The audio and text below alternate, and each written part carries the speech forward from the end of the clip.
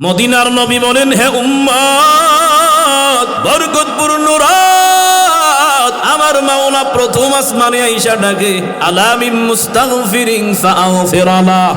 আছো কোনো নাফরমান, আমি আল্লাহর দরবারে ক্ষমা চাইবা। আছো কোনো গুনাহগার, আমি আল্লাহর দরবারে ক্ষমা চাইবা। আমি আল্লাহ তোমার জন্য ক্ষমার দরওয়াজা লাইলাতুল মাগফিরাত সহ সব দিন ওয়ান টাইম খোলা রাখলাম। হাজার অন্যায়ের পর বান্দা যখন ঘুম থেকে বা গভীর রজনীতে দোয়া কবুলের সঙ্গে আমার মাওলার দরবারে হাতটা বাড়াই, ও দয়ার মালিক, আমার মতো নাফরমান কেউ নাই, আমার মতো খারাপ কেউ নাই, এমন কোনো গুনাহ নাই যেটা আমার দ্বারা হয় নাই। বান্দা যখন নিজের অন্যায়কারী মনে করে, আমার মাওলার দরবারে তওবা করে কান্নাকাটি করে, বরকতের রাত, বান্দার তওবার বিনিময়ে আমার মাওলা পিছনের সব গুনাহ ক্ষমা করে দেয়। মদিনার নবী বলেন, আলা মিন মুস্তাগফিরিন ফাগফির লাহ, আলা মিন মুস্তারজিকুন ফারযুকাহ। আছো কোনো বান্দা রিজিকের অভাব, আল্লাহ বলেন আমার কাছে চাও, রিজিক দেনেওয়ালা রাজ্জাক আমি। আছো কোনো বান্দা অসুস্থ, ডাক্তারে তো সুস্থ করতে পারে না, সুস্থ করার মালিককে? আর একটু জোরে কনকে? আল্লাহ বলেন আমার কাছে বলো, যদি বলতে পারো, আমি আল্লাহর রেজামন্দি যদি হাসিল করতে পারো, যে বান্দা দুনিয়ার ডাক্তারে যেখানে ব্যর্থ, আমি আল্লাহ সেই বান্দারে শেফা দিতে পারি। আল্লাহর ক্ষমতা আছে না নাই? জোরে বলেন না, আছে না নাই?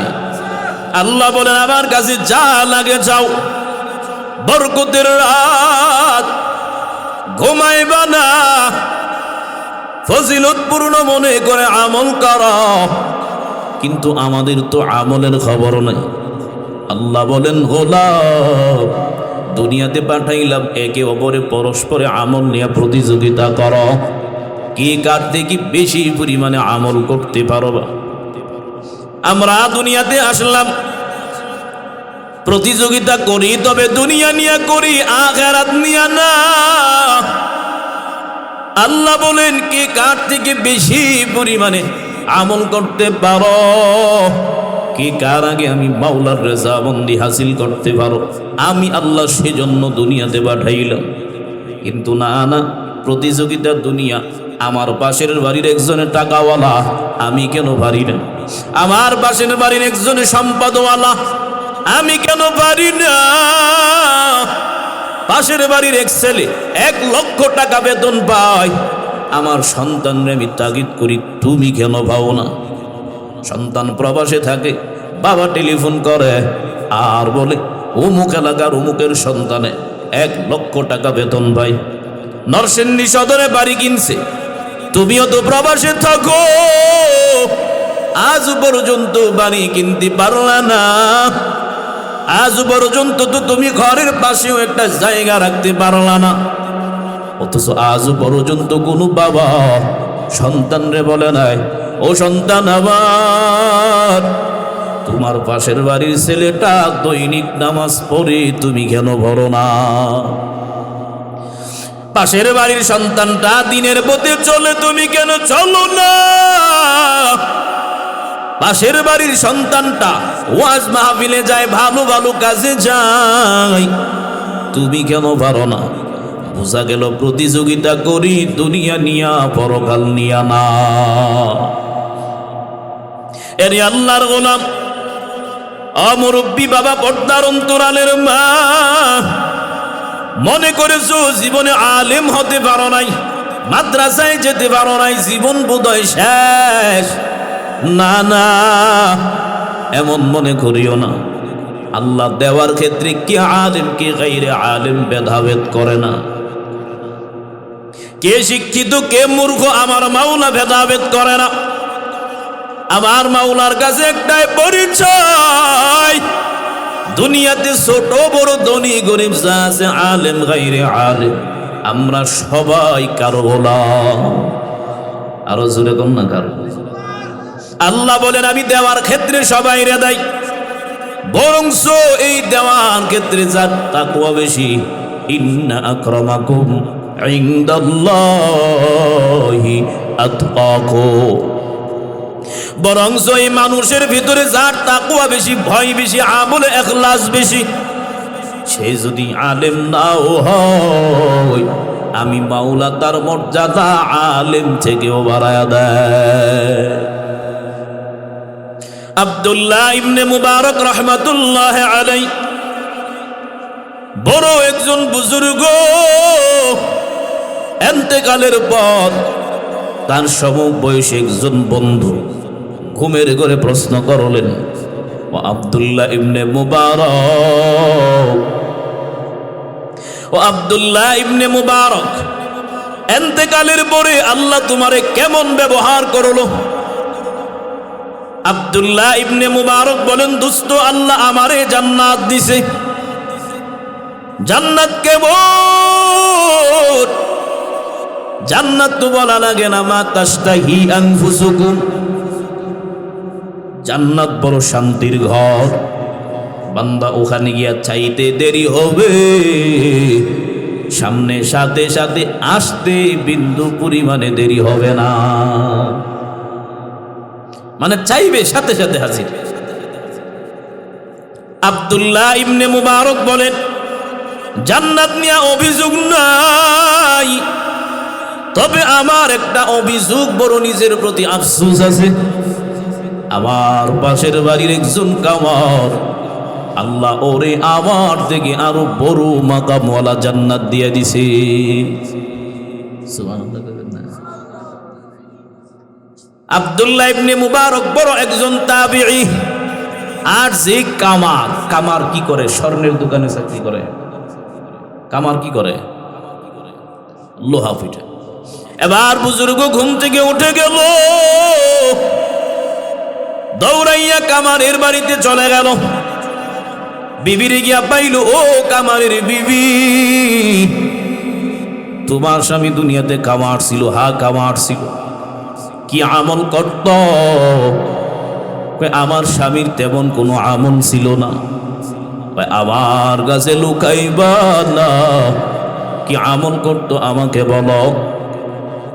এবার বিবি বলতেছেন, আমার স্বামীর কোনো আমল নাই, তবে দুইটা গুণ আমি আমার স্বামীর লক্ষ্য করলাম। এই দুইটা গুণ ছাড়া আমার স্বামীর অন্য কোনো আমল ছিল না। এক নাম্বার গুণ, আমার স্বামীর আমি দেখতাম, আমরা তো বড় গরিব মানুষ, আমার স্বামী দিনের বেলা কাজ করতে পারত না রৌদ্রের প্রখরতার কারণে। সূর্যটা যখন ডুবে যেত, তখন আগুন ধরাইয়া সারা রাত আমার স্বামী লোহা বানাইতো, দা বটি বানাইতো, কাজ করে করে রৌদ্র ওঠা পর্যন্ত কাজ করত। আমার স্বামী যখন গভীর রাতে আব্দুল্লাহ ইবনে মুবারকের বাড়ির দিকে তাকাইয়া দেখতো, গরমের কারণে ঘরের ভিতরে আব্দুল্লাহ ইবনে মুবারক আমল করতে পারে না, ছাদে চলে গেছে। আমার স্বামী তাকাইয়া দেখতো,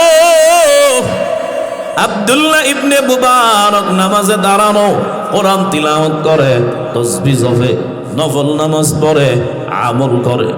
আমার স্বামী দেখার পর চোখের পানিগুলো টপ টপ করে ফেলাইতো, আল্লাহর দরবারে অভিযোগ করত, অদয়ার মালিক, আব্দুল্লাহ ইবনে মুবারক তোমার বান্দা, আমিও তোমার বান্দা।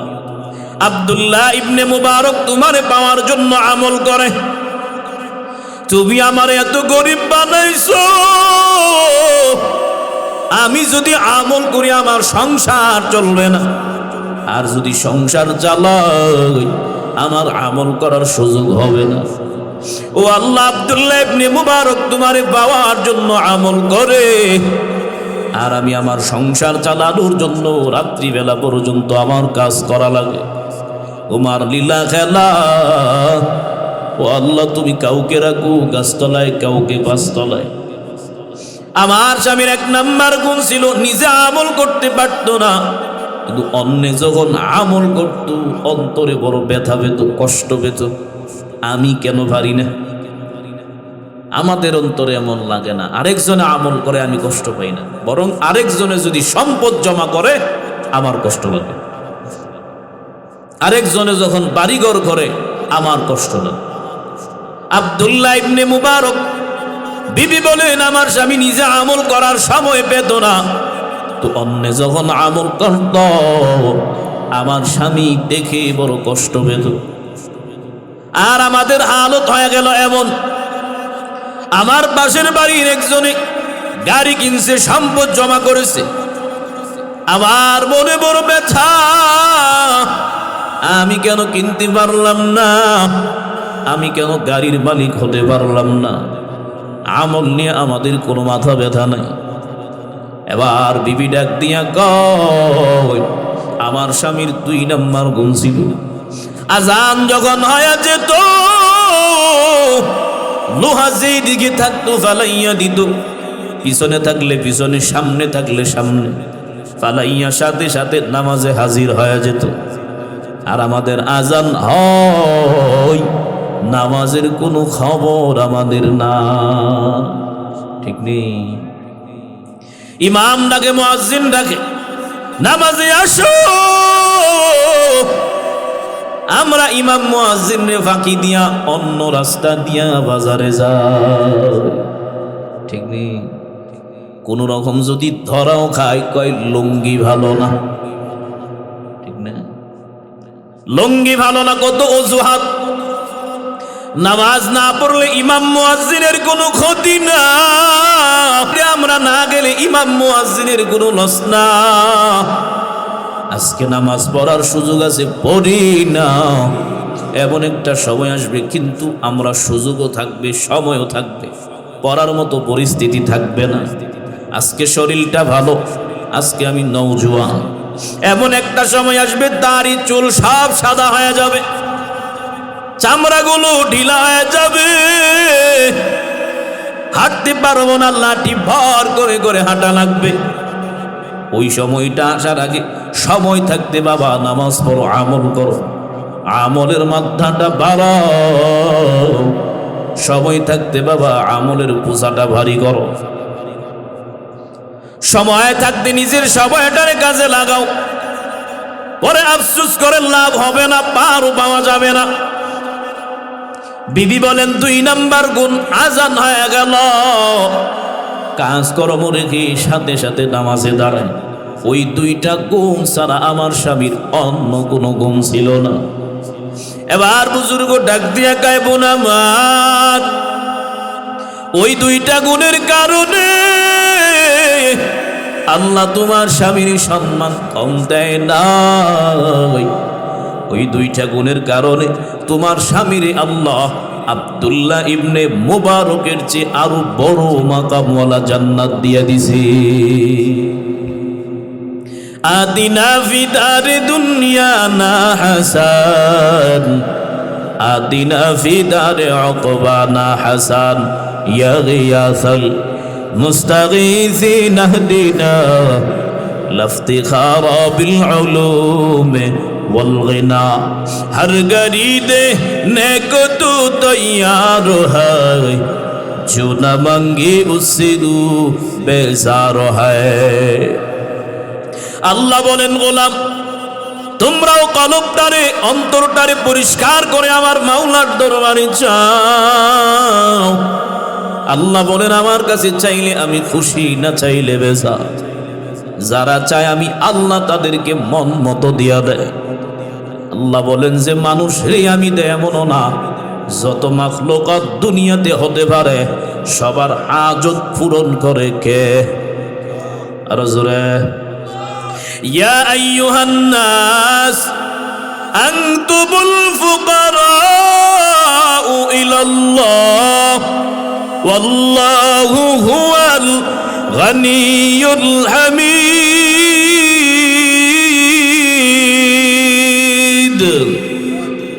गर तवक्कुल में गुनी हर सुबह शाम, میرساند رزق تو ازلا مقام جزبہ حق چی زے مغاز انسجا فضل او عامست درجم لا جہا আমাদের আমল নাই, আমাদের পর্দা নাই, নামাজ নাই, আমলের খবর নাই, সুন্নতের খবর নাই।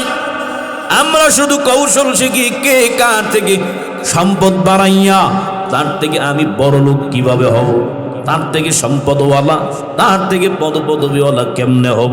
অথচ সাহাবায়ে কেরাম নবীর কাছে গিয়া বলতো, ও পয়গম্বর আমরা তো ধনী সাহাবীদের মতো নামাজ পড়ি, অন্যান্য আমলও করি, আমলের লাইনে এদিক দিয়া সমান, কিন্তু ধনীরা তো দান সদকা করে করে আমাদের থেকে আগায়া যাইতেছে, আমরা তো আর দান সদকা করতে পারি না, দিন আনি দিন খাই, দিন মজুর, আমাদের টাকা পয়সা নাই।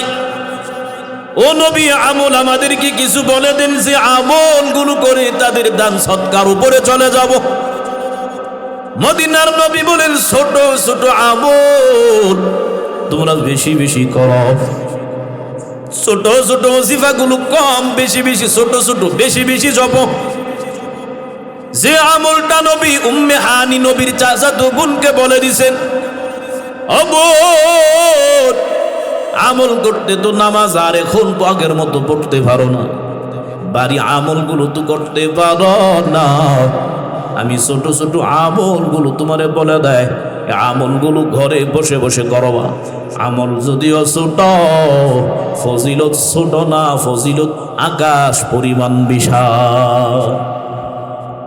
মদিনার নবী বলেন বেশি বেশি সুবহানাল্লাহ, আলহামদুলিল্লাহ, আল্লাহু আকবার, লা ইলাহা ইল্লাল্লাহ। এই আমলগুলো কঠিন কঠিন, সুবহানাল্লাহ কঠিন, আলহামদুলিল্লাহ কঠিন, আল্লাহু আকবার সহজ না কঠিন, লা ইলাহা ইল্লাল্লাহ সহজ না কঠিন।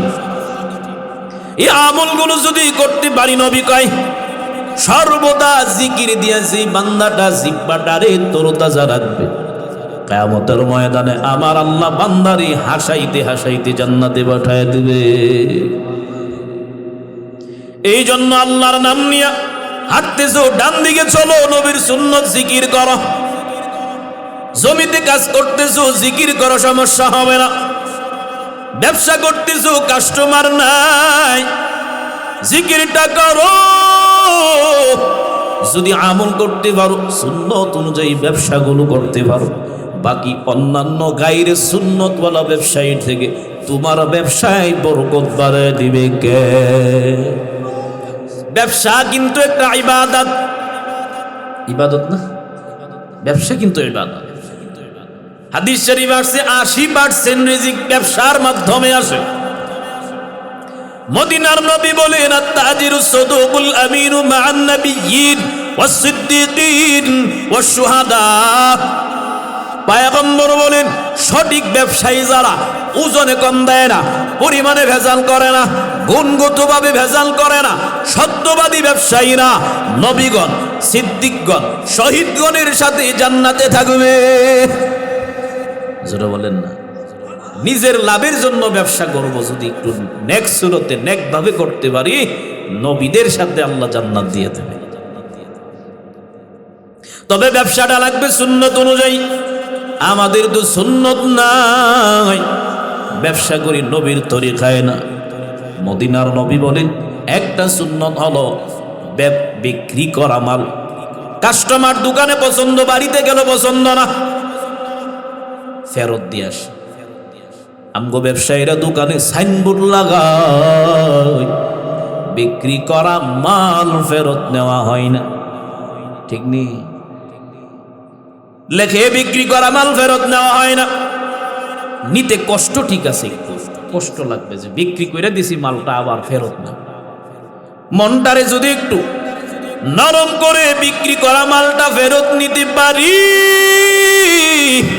মদিনার নবী বলেন যত দামে জিনিসটা বিক্রি করেছিল ফেরত নেওয়ার কারণে এই টাকাটা যদি সদকা করে দেওয়া হয়, যেই পরিমাণ সওয়াব হবে সেই পরিমাণ সওয়াব আল্লাহ ব্যবসায়ীরে দিয়া দেবে। ব্যবসা করবা অনেকভাবে করো, সুন্নত অনুযায়ী করো, ইনকামও বেশি হবে, বরকতও বেশি হবে, ব্যবসাটাও হালাল হবে।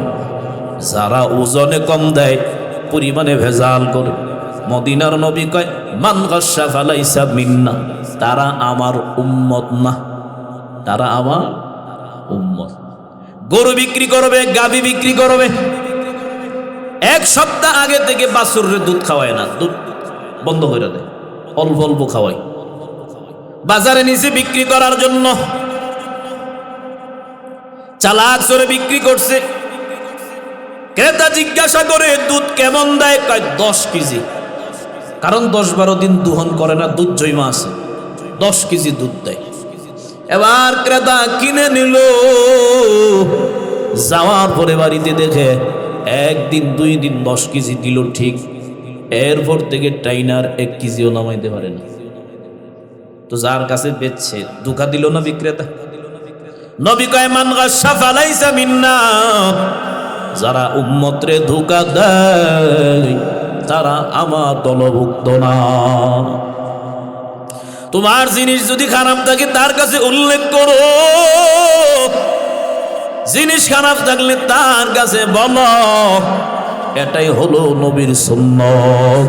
কিন্তু মুসলমানের সন্তান ওজনে ভেজাল দেয়, পরিমাণে কম দেয়। না রে বাবা না, চলাফেরা করবা সব ইবাদত, ব্যবসা করবা তাও ইবাদত, সংসার চালাইবা তাও ইবাদত, সমাজ চালাইবা তাও ইবাদত, রাষ্ট্র চালাইবা তাও ইবাদত। সব কিছু ইসলামের ভেতরে যা আছে সব হলো ইবাদত, যদি সুন্নাত অনুযায়ী করতে পারো। নাকি রাষ্ট্র চালাইলে সওয়াব নাই? জোরে কোন না, আছে না নাই? তবে ইনসাফ আদল থাকতে হবে। আরে আল্লাহর গোলাম, সাহাবায়ে কেরাম গিয়া বলতো না, পয়গম্বর আমলের রাস্তা বলে দেন, আমরা যেন বেশি বেশি আমল করতে পারি। মদিনার নবী আমাদেরকে শিখাইয়া গেছেন ছোট আমলগুলো করো। বুখারী শরীফের 1 নাম্বার একেবারে শেষ হাদিস আছে, কালিমাতানে খাফিফাতানে আলাল লিসান সাকিলাতানে ফিল মিজান হাবিবাতানে ইলার রহমান সুবহানাল্লাহি ওয়া বিহামদিহি সুবহানাল্লাহিল আযীম। প্রথমটা ইবারত বাদ দিয়ে দোয়াটা শুধু সুবহানাল্লাহি ওয়া বিহামদিহি সুবহানাল্লাহিল আযীম। এটা কঠিন দোয়া, সহজ না একেবারে। মদিনার নবী বলেন পড়তে সময় লাগে না, জবানে কষ্টও লাগে না, সময়ও বেশি লাগে না, কিন্তু ওজনের মিজানের পাল্লা একটা বড় ভারী হয়ে যাবে। এই জন্য ছোট ছোট আমল করে আখিরাতের পুঁজিগুলো দুনিয়াতে অর্জন করে নাও। ও পর্দার অন্তরালের মা, আজকে আপনার নামাজ নাই, আমল নাই, পর্দা নাই, সন্তানগুলোরে নেককার বানাইতে পারলা না, আমলওয়ালা বানাইতে পারলা না, নিজেও আদর্শবান হতে পারলা না, সন্তানগুলোরও নেককার বানাইতে পারলা না। আমি প্রায়ই বলি, নিজে যদি নেককার না হতে পারো, অন্তত পক্ষে সন্তানটারে নেককার বানাও। সন্তানটাও যদি নেককার হয়, আলেম হয়, হাফেজ হয়, হতে পারে নাই, এরপরেও যদি আমলওয়ালা হয়, নামাজি হয়, দিনদার মুত্তাকি পরহেজগার হয়। মদিনার নবী বললেন, সন্তান যদি মা বাবার জন্য মরণের ভরে দাঁড়াইয়া দোয়া করে আর বলে, আমার মাওলা, মা বাবা বড় কষ্ট করে আমাদেরকে বড় বানাইছে, আজকে মা বাবা দুনিয়ায় নাই, কোন হালতে আছে জানি না। মা বাবার জন্য যদি সন্তানটা সূরা ফাতিহা, ইখলাস পড়ে, ইয়াসিন পড়ে, দরুদ পড়ে, দোয়া করে, মদিনার নবী বলেন, মা বাবা যদি জাহান্নামের বাসিন্দাও হয়, সন্তানের দোয়ার বরকতে আমার মাওলা জাহান্নামী মা বাবার কবর জান্নাতি বানায়া দেবে। या इलाही मुझसे मुझको दूर कर, ताकि देखो मुझ में तुझको, এক নজর ইয়া ইলাহি তু মেরা মাবুদ হ্যায়, ইয়া ইলাহি তু মেরা মাশুক হ্যায়। ও পর্দার অন্তরালের মা, গাছ গুনে ফল হয়। তোমরা যদি ভালো হও, সন্তানগুলো ভালো হবে, নেককার হবে। মহিলা আম্মা জান, আপনারা বড় পাওয়ারফুল ক্ষমতা নিয়ে আছে। আপনারা নবীদের মা, আলেমের মা, হাফেজের মা, বড় বড় বুজুর্গ ওলিদের মা। আপনাদের কপাল বড় ধন্য। তাদের দুয়ার বরকতে অনেক কিছু হয়, তাদের দুয়ার পাওয়ারে অনেক কিছু হয়। দুইটা যুবক একই জায়গায় চলাফেরা করে, এক রুমে একই সাথে। যখন দুইটা যুবক একটা রুমে থাকে, তাদের রান্না করা সিরিয়াল একদিন উনি, আরেকদিন ও, এইরকম করে ভাগাভাগি করে দুইজনে রান্না বাড়া করে। একদিন এক যুবকের পালা, আগুন ধরাইয়া যখন রান্না করে, এমন সময় আগুনটার একটু বাড়ানোর জন্য আগুনের ভিতরে আমাদের মহিলারা তো কাটি, একটা লম্বা কাটি দিয়া নাড়াচাড়া করে। সে চুলাগুলো আছে, আপনারা দেখছেন, আগুন বাড়ানোর জন্য নাড়া দেয় না। এবার যুবকরা কাটি না নিয়া নিজের হাত আগুনের ভিতরে ঢুকাই দিছে, ঢুকাইয়া আগুনটারে এইভাবে নাড়াচাড়া করে। পাশে তার বন্ধু যুবকটা দেখে ফেলল। পাশের যুবকটা ডাক দিয়া কয়, ও বন্ধু, ঘটনা আমার কাছে লুকাইবা না। আমরা তো জানি আগুনের ভিতরে হাত দিলে হাত পড়ে যায়, পড়ে যায় না? আমরা তো জানি আগুনে হাত দিলে হাত পড়ে যায়, কিন্তু তোমারে দেখলাম আগুনের ভিতরে হাত দিয়ে তুমি আগুন নাড়াচাড়া করো, কিন্তু তাকায় দেখলাম তোমার বিন্দু পরিমাণ আগুনেও স্পর্শ করে না। ও বন্ধু, ঘটনা লুকাইবা না। কি জন্য, কি পাওয়ার? আগুন কেন ধরে না? আমি প্রথমে ভাবছি মনে হয় আমি ভুল দেখি, কিন্তু না না, আমি তো ভুল দেখি না। আমি তাকায় দেখলাম লম্বা সময় তোমারে ফলো করলাম, দেখি আগুনটারে তুমি হাত দিয়া নাড়াছাড়া করো।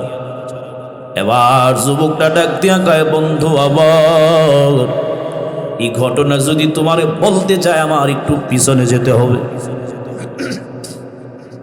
কয় ঠিক আছে, পিছনে গিয়ে বলো। বলতেছেন, আমার পাশের বাড়ির একটা কন্যা, যুবতী কন্যা, আমি ওরে বড় পছন্দ করতাম, কিন্তু আমার অভ্যাস ছিল খারাপ। আমি ছিলাম বড় জালেম, অন্যায়কারী। আমি আমার বাবারে গিয়া বললাম, অমুকের মেয়েটা, আমগো পাশের বিল্ডিং এর মেয়েটা আমার বড় পছন্দ, বিবাহ করায়া দাও। এবার বাবা প্রস্তাব নিয়ে গেল। যাওয়ার পরে কন্যার বাবা সাথে সাথে ফিরাইয়া দিছে, আমার কাছে খারাপ ছেলের কাছে বিবাহ দেবে না। কোনোভাবেই বিবাহ দিতে রাজি হয় নাই। পরে অন্য জায়গায় ওই কন্যাটার বিবাহ হয়ে গেল। ওই স্বামীর ঘরে যাওয়ার পরে আল্লাহ তারে 3টা সন্তান দিছে, কিন্তু তার কপাল বড় খারাপ। তার স্বামী দুনিয়া থেকে চলে গেছে। আর স্বামী দুনিয়া থেকে চলে যাওয়ার উপর এলাকার মধ্যে এর কিছুদিন পরে দুর্ভিক্ষ দেখা দিয়েছে। দুর্ভিক্ষ আসার কারণে আমার বাপ ছিল টাকাওয়ালা, আমার দায়িত্ব দিল, যাও অমুক এলাকায় গিয়া আমার পক্ষ থেকে ত্রাণ দিয়ে আসো, গরিবদেরকে, অসহায়দেরকে খাবার দিয়ে আসো। আমি আবার বাবার তহবিল থেকে খাবারগুলো নিয়া ওই কন্যাটার এলাকায় চলে গেলাম। ওখানে যাওয়ার পরে আমি লাইন ধরাইয়া যখন আমি সবাইরে সহযোগিতা করতেছিলাম, ওই সহযোগিতার লাইনে ওই কন্যাটাও দাঁড়াইয়া গেল। সবাইরে দিয়া যখন কন্যাটার সিরিয়াল আমার কাছে আসলো, আমি আবার তারে কাছে নিয়া কানে কানে বললাম, আমি তো তোমারে বিবাহর জন্য প্রস্তাব দিয়েছিলাম, তুমি মানো নাই। আমি তো বিবাহের জন্য তোমারে বলেছিলাম, গ্রহণ করো নাই। এখন আমার কাছে তুমি ত্রাণ নেওয়ার জন্য আসছো। তোমারে আমি ত্রাণ দেব এমনে না, আমার একটা শর্ত আছে, যদি তুমি পালন করতে পারো তাহলে আমি তোমারে ত্রাণ দেব। বলে কি শর্ত? কয় তুমি আমার সাথে খারাপ কাজে লিপ্ত হবা, তুমি আমার মনের খাহেসাত পূরণ করে দিবা। আমার মনের খাহেসাত যদি পূরণ করে দিতে পারো, ত্রাণ যা দেওয়ার তার থেকে ডাবল আমি তোমারে দিয়ে দেব। মহিলা ডাক দিয়া বলে, যুবক, হতে পারি আমি বিধবা গরিব, কিন্তু হারাম কাজ করে রিজিক আমি তালাশ করব না। আর আমরা সামান্য অভাবে পড়লে হারাম খাইতে দেরি করি না, ঠিক নেই? সামান্য অল্প টাকার জন্য সুদের সাথে জড়িত, সামান্য লাভের জন্য আমরা দুর্নীতি করি, ক্ষণিকের শান্তির জন্য আমরা অন্যের উপরে জুলুম করি। আর কেমন ইমানদার বলে, আমি আমার রিজিকের জন্য তোমার সাথে খারাপ কাজে লিপ্ত হতে পারবো না। কায় না দিলে ত্রাণও তোমারে দেওয়া হবে না। সাইডে দাঁড়াইয়া গেল, 3 সন্তানের একটা কিছুটা বড় বুঝে ডাক দিয়া বলে, মা, বাদশা সবাইরে ত্রাণ দিল, কিন্তু তোমারে তো দিল না। ও মা, বাদশার কি হয়েছে? কানে কানে তোমার সাথে কি বললো? সবাইরে ত্রাণ দেয়, আমারে দেয় না। কি হয়েছে? তার সাথে বেজালগুলো মিঠাইয়া ফেল। পেটের ক্ষুধায় আর আমরা থাকতে পারি না, পেটের ক্ষুধা আর সহ্য করতে পারি না। ঝামেলা মিটাইয়া ত্রাণের ব্যবস্থা করো, খাবারের ব্যবস্থা করো। মহিলা আবার সন্তানের কথায় চোখ দিয়া পানি ছাড়তেছে আর বলতেছে, আমি হতভাগা মা, নিজে মা হইয়া সন্তানের মুখে খাবার আমি তুলে দিতে পারতেছি না, মনটা খারাপ। এবার যুবকটা মনে করেছে চোখ দিয়া পানি বের হইতেছে মানে আমার কথায় রাজি হয়ে যাবে। এবার আবার ডাক দিয়া বললো, এখনো সময় আছে, দেখো এখনো সময় আছে, তুমি আমার কথায় রাজি হয়ে যাও, যা চাও তোমারে তা দিয়া দেব। মহিলা ডাক দিয়া বলে, যুবক, হতে পারে আমি মহিলা, তবে হারাম ইনকাম আমি নেব না। হতে পারে আমি মহিলা, কিন্তু না না, আমি হারাম কাজ করে নেব না রিজিক। বাচ্চাগুলোর ধমক দিয়া কয়, চল, যে আল্লাহ দুর্ভিক্ষ দিয়েছে ওই আল্লাহ হালাল রিজিক তোর আর আমার বাড়িতে রেখে দেবে, টেনশনের কোনো দরকার নাই। বাদশারে কয়, তোমার কাছ থেকে নেব না, না খাইয়া মরবো, এরপরও হারাম কাজে লিপ্ত হব না। বাদশার এই কথা বলে, আল্লাহ রিজিকের ব্যবস্থা করবে এই কথা বলে দৌড়াইয়া বাড়ির দিকে রওনা। যুবকের ভিতরে ভয় চলে আসলো, না না, এতিমের কান্না তো কবুল হয়ে যাবে, বিধবার কান্না তো কবুল হয়ে যাবে, না না, তাদেরকে কষ্ট দিলে এমনিতেই তো আমি ধ্বংস হয়ে গেলাম, তারা যদি আমার জন্য বদদুয়া করে আমিও ধ্বংস পুরোটাই হয়ে যাব। এবার যুবক ত্রাণের কাজে অন্য জন্যে লাগাইয়া নিজে মাথার উপর একটা আটার বস্তা নিয়ে মহিলা একদিকে বাড়িতে যায়, অপর রাস্তা দিয়া যুবক মাথার মধ্যে আটার বস্তা নিয়ে দৌড়াইয়া মহিলার আগে ঘরের দরওয়াজায় বস্তাটা রেখে দিছে। বস্তাটা রেখে ঘরের অগোচরে চলে গেলেন, দাঁড়াইয়া আছে মহিলার জন্য। তার সন্তানগুলো নিয়ে মহিলা যখন বাড়িতে যায়, যাওয়ার পরে দেখে ঘরে একেবারে দরজার মধ্যে একটা আটার বস্তা রাখা। মহিলা এবার সন্তানগুলোর হাসি মুখ দিয়া কয়, দেখ দেখ, হারাম রিজিক নেয় নাই, আল্লাহ উত্তম রিজিক আমাদের ঘরের ভিতরে দিয়ে গেছে। আমরা যদি হারাম কাজে লিপ্ত না হইতাম, রিজিক না খুঁজতাম, মালিকের বন্দেগী সুন্দরভাবে করতাম, আল্লাহ আমাদের রিজিক ঘরের ভেতরে দিত। কিন্তু সামান্য অভাবে পড়লে আমরা হারাম কাজে পর্যন্ত লিপ্ত হই, ঠিক নেই? এবার মহিলা বলল, আল্লাহর দরবারে হাত উঠায় বলে, ও দয়ার মালিক, তুমি ক্ষুধার্ত মুখে ওই নাফরমানের দেখা তুমি দিলা, এখন ভরা পেটে খাবার সামনে নিয়া যে বান্দা উপকার করলো তার দেখা কেন আমারে দিলা না? খালি পেটে নাফরমানের চেহারা দেখাইলা, রিজিক সামনে নিয়ে আসি, ভরা পেট হবে, কেন তুমি নেককার বান্দার চেহারা দেখাইলা না? আল্লাহ, আমি তারে দেখি নাই, তবে এতটুকু তার জন্য আমি দোয়া করি, ও আল্লাহ, যে এত সুন্দর রিজিকের ব্যবস্থা যার উসিলাই করে দিছ, আমি দোয়া করি তুমি তারে দুনিয়া সহ জাহান্নাম সহ সকল আগুন থেকে তুমি তারে হেফাজত করো।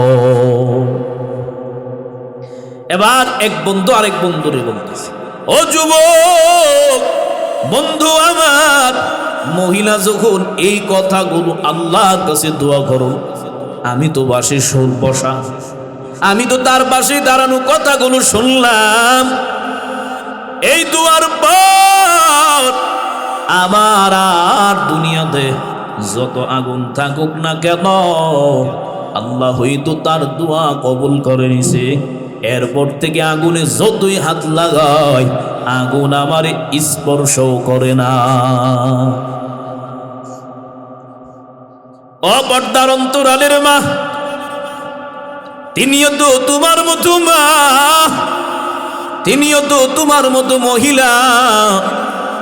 আজকে তুমি সামান্য রিজিক কম থাকলে, টাকা পয়সার অভাব থাকলে স্বামীর হারাম কাজে পাঠায় দাও, নিজেও অন্যায় কাজে জড়িত হয়ে যায়। না রে বানা, তোমার কপালটা বড় ধন্য, দামি কপাল, নবীদের মা, আলেমদের মা, হাফেজে কোরআনের মা, তোমার কপালটা এমনিতেই দামি। আল্লাহ তোমাদেরকে দামি বানাইছে। তোমরা এবার দুনিয়াতে থাকো, পর্দার ভেতরে থাকো, নামাজ পড়ো, নেককার স্ত্রী হয়ে আল্লাহর কাছে যাও। মদিনার নবী বলেন, কোন স্ত্রী যদি এমন অবস্থায় মারা যায়, তার স্বামী তার উপরে 100% সন্তুষ্ট ছিল, মরার পরে আমার মাওলা সাথে সাথে ওই নারীরই জান্নাতে দিয়ে দেবে।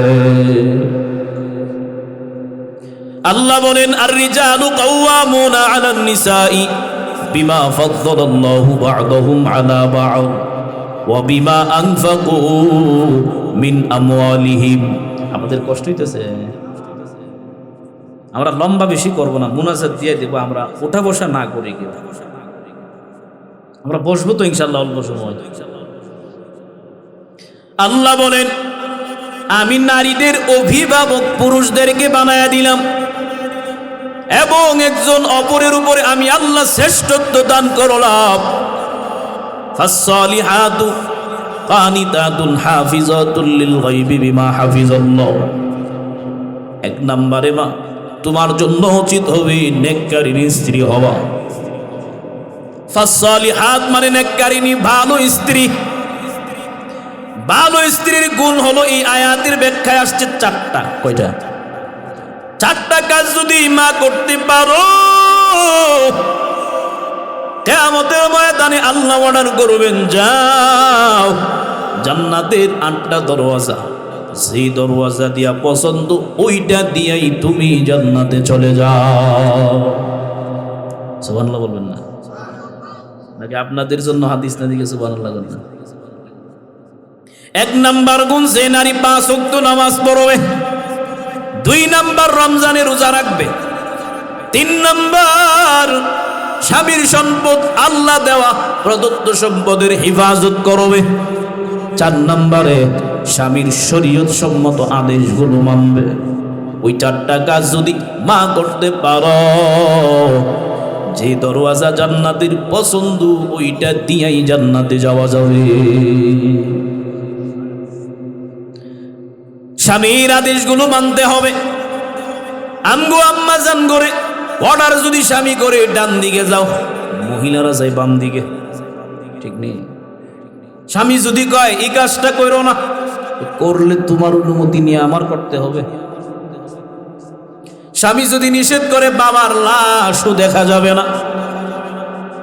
কিন্তু আমগো আম্মা জানেরা স্বামীর কথা তো মানেই না, বরং আরো তেরামি করে, আছে না নাই? যেই ঘরে স্বামী স্ত্রী মিল নাই ওই ঘরে আল্লাহর রহমত নাই। যেই ঘরে স্বামী স্ত্রী মিল মহব্বত নাই ওই ঘরে বরকত নাই। যেই ঘরে স্ত্রী অরুণা মাথায় দেয় না, পর্দা করে না, স্বামীর কথা মানে না, ওই ঘরের মধ্যে আমার মাওলা অটোমেটিক বরকত কেটে দেয়, মানে বরকত থাকে না। ও মা, পর্দার ভেতরে থাকো, মাথায় অরুণা দাও। আর আমগো আম্মা জানেরা মার্কেট পর্যন্ত চায়, মাথায় অরুণা থাকে না। পর্দা তো পরে, অরুণাটা পর্যন্ত দেয় না। অথচ আম্মা জান আয়েশা রাদিয়াল্লাহু আনহা বলেন, মদিনার নবী যখন ইন্তেকাল করলো, আমার হুজরার পাশে যখন নবীরে দাফন করা হলো, আমি আয়েশা মাথায় অরুণা না দিয়া কোনোদিন, আমি মাথায় অরুণা ছাড়াই নবীর কবরের সামনে দিয়া চলাফেরা করতাম। এর কিছুদিন পর আমার বাবা হযরতে আবু বকর যখন ইন্তেকাল করলো, আমিও তখন অরুণা ছাড়াই চলাফেরা করতাম। এর কিছুদিন পরে হযরতে ওমরে ফারুক যখন ইন্তেকাল করলো, আমার নবীর একদিকে যখন তার শুয়াইয়া দিল, এরপর থেকে আমি আয়েশা কোনোদিন মাথায় অরুণা না দিয়া পর্দাটা টানাইয়া কবরের সামনে দিয়া আমি যেতাম না। সামনে দিয়া যাওয়া অরুণা ছাড়া জায়েজ ছিল, কিন্তু এত পরিমাণে তাকওয়া, এত পরিমাণে আল্লাহ ভীতি, এত পরিমাণে আল্লাহর ভয়, তাকওয়ার বহির প্রকাশের কথা এটা বলেছে। হারকে দারান খৌফে হক দর দিল মদাম জান্নাতুল মাওয়াদে হদ ওরা মাকাম জুজবা হাকছি জে মগাজ ইনসুজা ফজলে উআ মস্তে দর জুম লাজাহা। এই জন্য মা নিজেকে সংশোধন করে নাও। ও মুরব্বী বাবা, ও যুবক, আল্লাহর গোলাম, সময় থাকতে আল্লাহর দরবারে শুধরায় যাও। আল্লাহর দরবারে দিলটারে নরম করে বলো, ও দয়ার মালিক, এতদিন আমি ভুল পথে ছিলাম, এতদিন আমি ভুল রাস্তায় ছিলাম। ও আল্লাহ, চেঙ্গাইন আবু তৈয়ব উসমানিয়া মাদ্রাসার মাহফিল থেকে জীবনের শেষ মাহফিল মনে করে এখানে বসে আমি তওবা করে নিলাম, আর আমি গুনাহ করব না, অন্যায় করব না। চোখের পানি ফালাইয়া মাওলার দরবারে যদি কান্নাকাটি করতে পারো, গুনাহের কথা যদি বলতে পারো, ইখলাস যদি অন্তরে থাকে, গুনাহের জন্য যদি তওবা করো, আমাদের তো গুনাহের অভাব নাই, ঠিক নেই? ডানে গুনাহ, বামে গুনাহ, সামনে গুনাহ, পিছনে গুনাহ, গুনাহ আর গুনাহ। দুনিয়ার লোভে পড়ে, সংসারের মায়ায় পড়ে, শয়তানের ধোঁকায় পড়ে গুনাহ, সর্বহালতে গুনাহ। এই ময়দান থেকে যদি আল্লাহর দরবারে গুনাহের জন্য অন্তর দিয়া কাঁদতে পারো, পানিটা জমিনে পড়ার আগে বান্দার জন্য জাহান্নামের আগুন আমার মাওলা চিরতরে হারাম করে দেবে। আরো জোরে, সবাই দি ঘুমিয়ে গেছেন, জোরে বলেন। সংসার সংসার কইরা বাবে গ করলি না বন্দেগি, কেমন কাটাইবি মনরে কবরের জিন্দেগি রে, ওরে জীবন গোনাই গোনাই গেল রে, ছেলে মেয়ের মায়াই পয়রা গ, ডাকলি না মৌলা রে, কি জানি কি উপায় হবে গ, অন্ধকার কবর রে, ওরে জীবন গোনাই গোনাই গেল রে, ছেলে মেয়ের মায়াই পয়রা গ, ডাকলি না মৌলা রে, কি জানি কি উপায় হবে গ, অন্ধকার কবর রে, ওরে জীবন গোনাই গোনাই গেল রে, বাড়ির পাশে বাস বাগানে বাঁধবি সুখের ঘর, ভাইও নাই বন্ধু নাই রে, কে লইবে খবর রে, ওরে জীবন গোনাই গোনাই গেল রে, ওরে জীবন গোনাই গোনাই গেল রে। সবাই বলি মারহাবা। এই জন্য বাবা সময় থাকতে মাওলার দরবারে কান্নাকাটি করে বাড়িতে যাও। আমার মাওলা তওবার দরওয়াজা সবার জন্য খুলে রাখছে।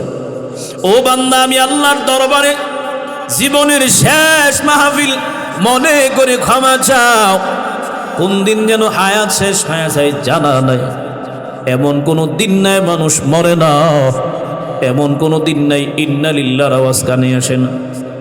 এই বয়ানের জীবনে কত জায়গায় কত মানুষের লাশ দেখলাম, গাড়ির তলে মানুষের লাশ, অ্যাক্সিডেন্টে। গতকালকেও সিলেট রোডে দুইটা বড় বড় বাস ধাক্কা লেগে ৬-৭ জন জায়গায় শেষ। এই জানুয়ারির শুরু দিয়া আমি সন্দ্বীপে ছিলাম। সন্দ্বীপ থেকে আসার পথে ছোট বুটের মধ্যে দুইটা লোক ঘুমাইতেছি, তাদের খবর না। এমন সময় বিশাল বড় একটা বড় জাহাজ, এইগুলোর মেশিনও দেখবেন বড় বড়।